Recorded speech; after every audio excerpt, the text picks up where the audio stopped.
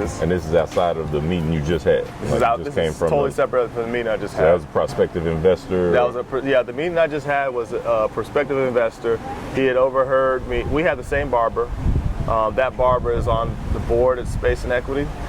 Shout out Sean P. Shout out Sean P. So Sean's been my barber for 6 years. Sean's been his barber for 12 years since he moved here. Right. And he'd been hearing a lot about the conversation all these years, and was like, he just wanted to get a part of it.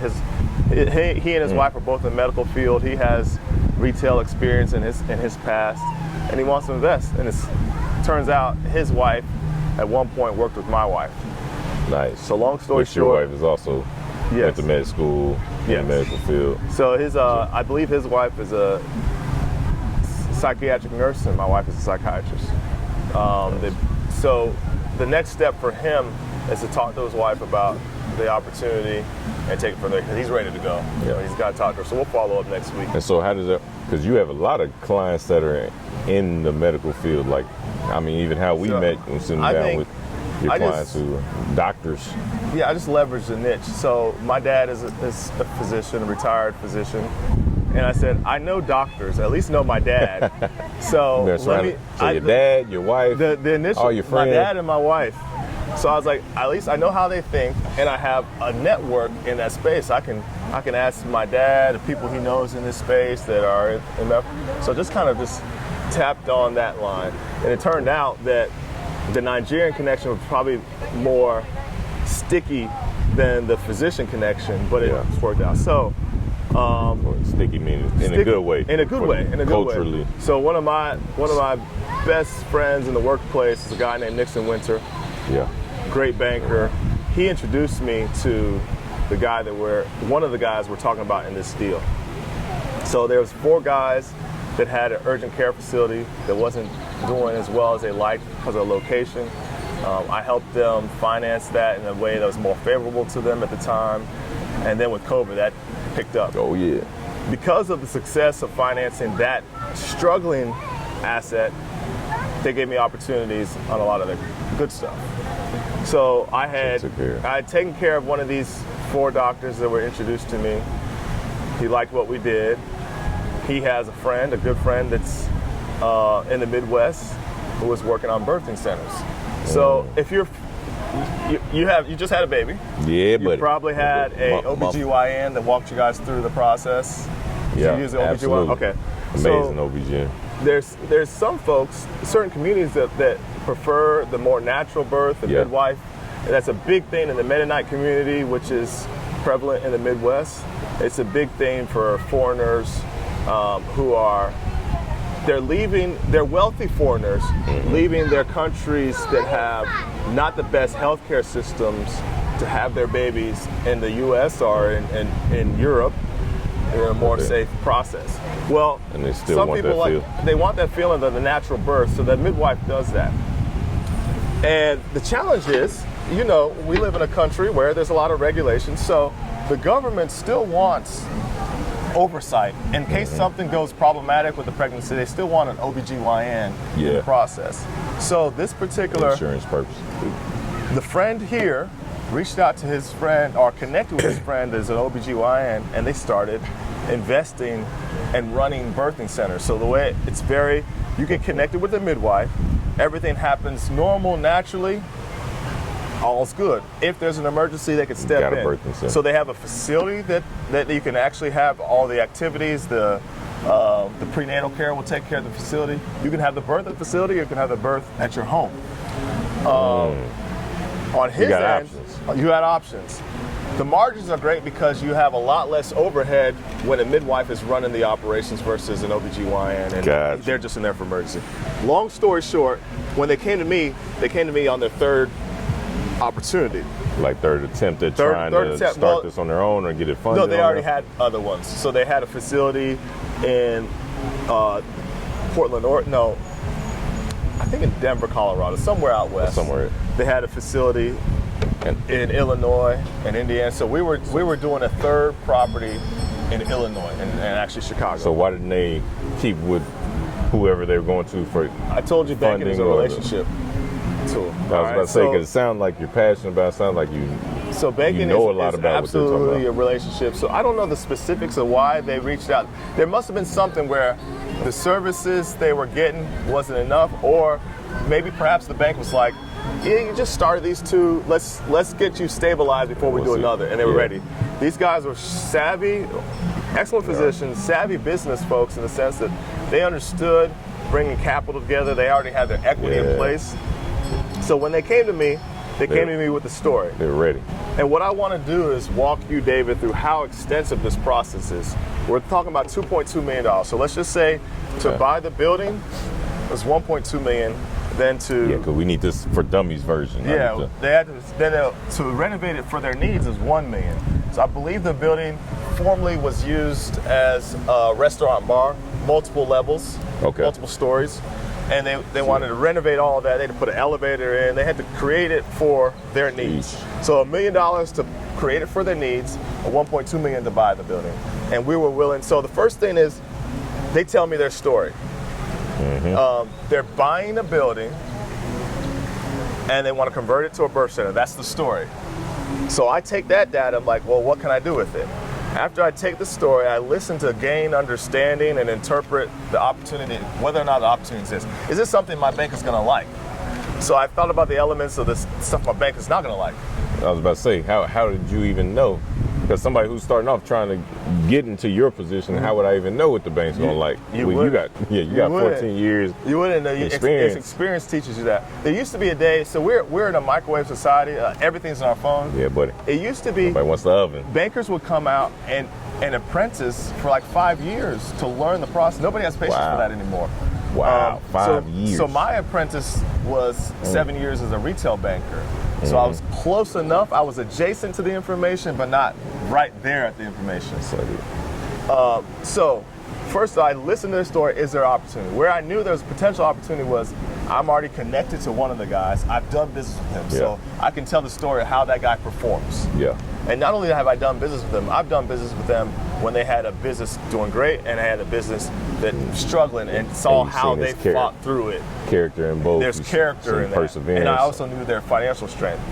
So these are things that the bank wants to know. These are things that the bank wants. So step one, client tells me their story. 2, do I listen to gain understanding and interpret whether an opportunity exists? So once they told me the story, I thought there is an opportunity, but I was like, here's what I'm gonna have to overcome. The project is in Chicago, Illinois. My bank is here in Dallas. First. Out of market. It's like, well, how can I mitigate that? 2 of the people live in Dallas and Fort Worth. So I was like, okay. A bank always wants to know if something goes wrong, can I go sit down with David right here? David, hey, what you gonna do? What's going on? I got my money in, you got your money in, what we gonna do?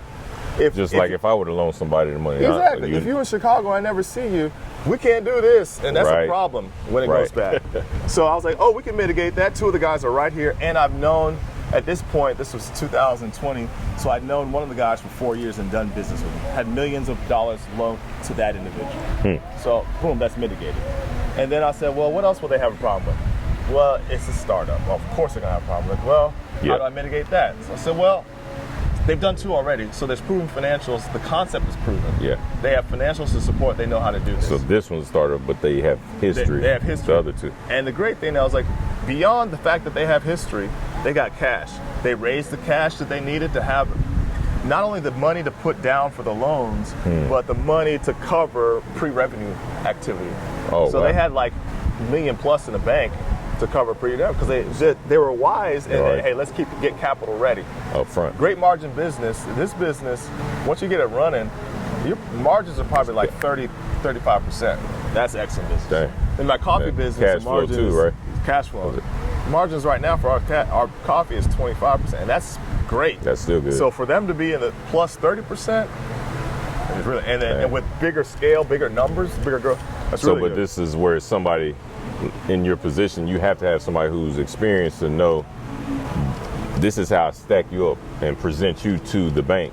Exactly. So like you got all this going for you, but I wouldn't know what the bank is looking for other than somebody who's trustworthy, reliable, good character. But it's like what proves that? What proves history? That? So that's how do you craft the story? Not only would you, as a novice, not know as much as I can in that space, The client themselves, they don't know what is a trick for them. They're like, look, we got $1 million+ Yeah, I'm a doctor. I know what I've done it before. Yep. They don't know necessarily how to communicate that. Yeah, that credibility. It takes the banker to say, this is how I'm going to stand up on this deal if something goes wrong, and this is how I know that they'll take care of it. But then, and we can go to the next step, but that literally is the value that you hold, because I don't think enough people understand that if you aren't in position to basically bridge the gap, the whole deal or the whole opportunity potential falls, you might as well destroy the bridge. Absolutely. Because money is only, the thing about money is this. They say cash is king, but cash is stagnant in the sense that it loses value. Yep. If it's gone tomorrow, a lawsuit can take it away. Got to employ every dollar. Gas going up and take it away. Yeah. So it's really cash flow. Oftentimes when you think about a business, you think about what is the cash flow being generated. Yeah. And then how likely can they get to the cash flow? In this case, the cash flow is people have babies. Mm-hmm. We're in the Midwest, and they don't want to go to the traditional OBGYN. They want to use a midwife. Yeah. Oh, okay. So there's cash flow opportunity. How likely can these people take an opportunity on paper to actual cash flow? Yeah. That's what a bank is banking on, that their banker helps bridge that gap. Literally. And so I said, hey, we can get this to cash flow. But before we got there, once I convinced myself that there was an opportunity, then we got to talk about structure. Mm-hmm. So I got 4 guys. Organized.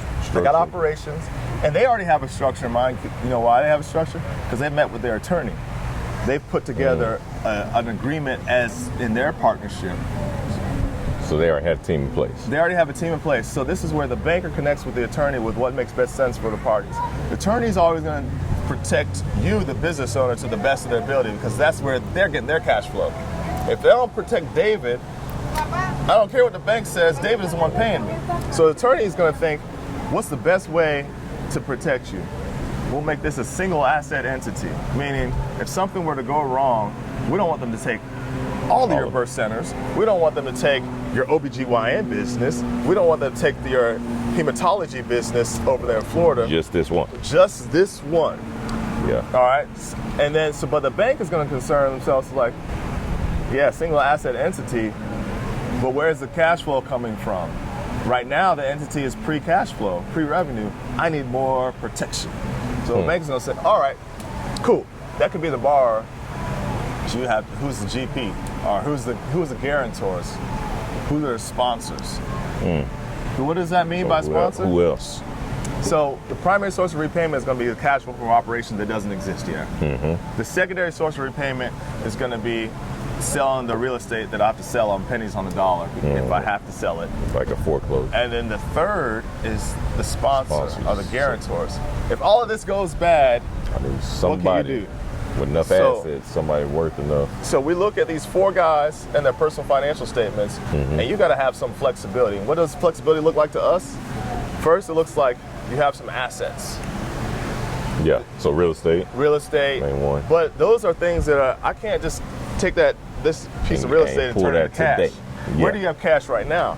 So we're like, all right, if we're going to give you $960,000 on the building, another $800,000 on the fix-up money. We're gonna want, and so man, we into you for nearly $2 million. You can't have $20,000 in the bank because that's not flexibility. That's a problem. It was gonna cover one payment. So if we're gonna give you $2 million between all of you guys, at minimum we want y'all to have $200,000, but ideally we want y'all to have like $600,000 in cash available. Closer we get that $2 million.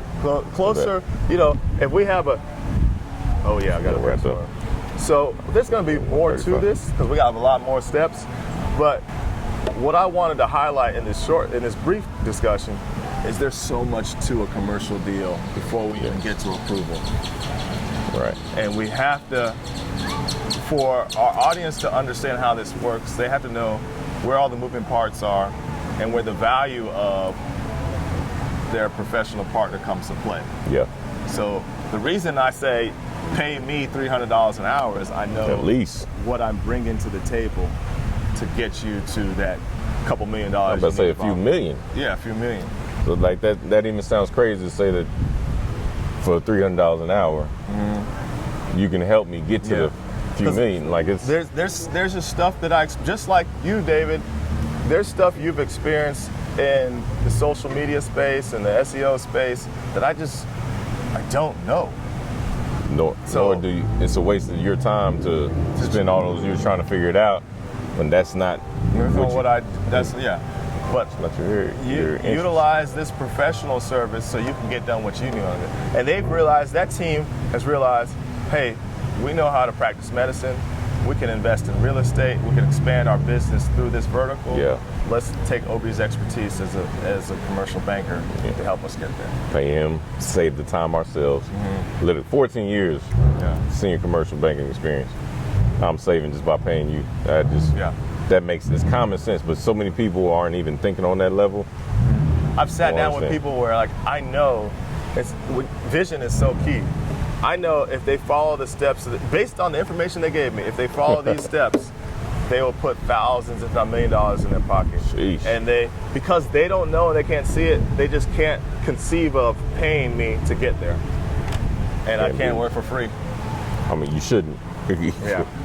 You can, but you got your family you got to feed. Hey, man. I got people to feed, and they're like, a lot of family, team. They can't eat free. I tried to sell them free, but they can't eat free.